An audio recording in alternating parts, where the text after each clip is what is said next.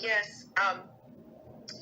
During the morning blessings, women say, "Blessed are you for having made me according to His will." Mm-hmm.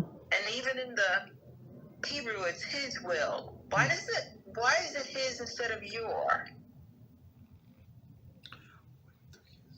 So He made me according. Men say, "I'm glad I'm not a female," and Yes. females say, "You made me.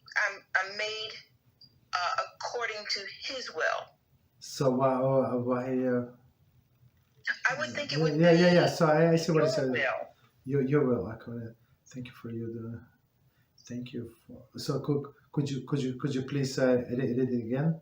How does it say exactly the language? If you have it in front of you.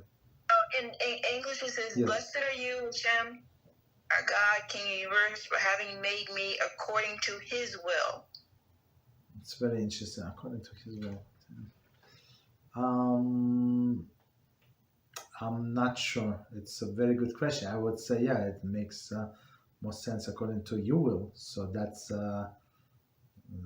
you're not making. And I know just enough Hebrew to know that that's what it says in the Hebrew as Yeah, well. yeah. His will. Yes, His will. Okay, I'm not sure, but even we don't understand why it's worded like that, but the meaning we should understand. So when they say that thank you for you made me the way you wanted to make. So what does it mean?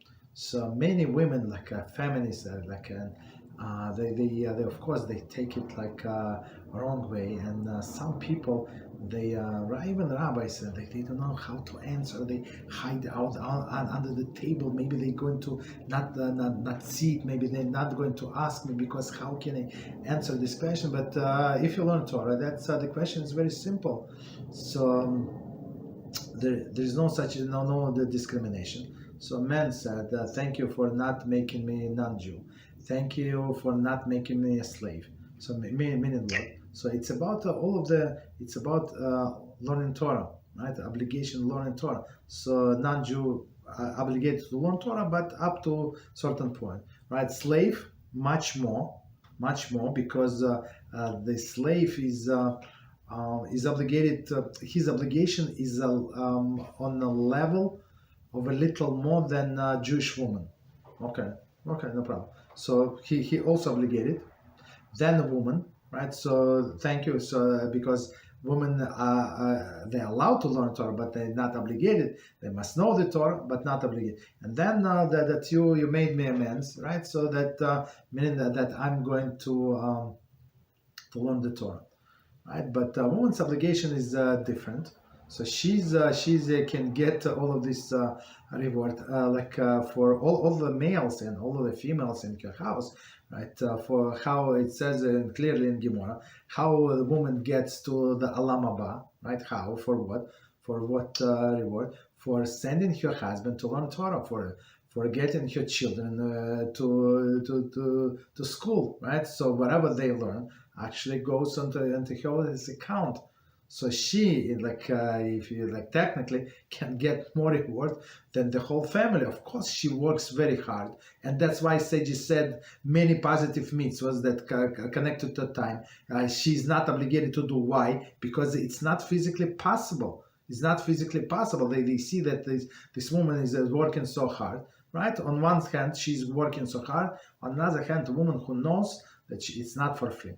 It's not for free. She's going to get an reward, and she sent her husband to learn Torah. On one hand, on the other hand, she's getting all of the reward. So she just has to encourage him, and plus children.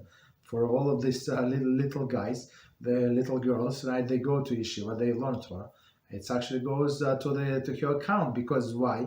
Because he encourage them. Because he without her give them food and taking care of them, they would not be able to learn Torah with a peace of mind. So she's some smart woman would say, thank you very much, Hashem, that you made me in you this great design that that I can collect. Of course, I work hard. Women work very, very, very hard, many times harder than men, of course.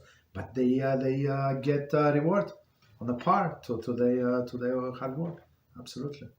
So that's the meaning. Of course, feminists go crazy, but they are on this Arab rough, unfortunately.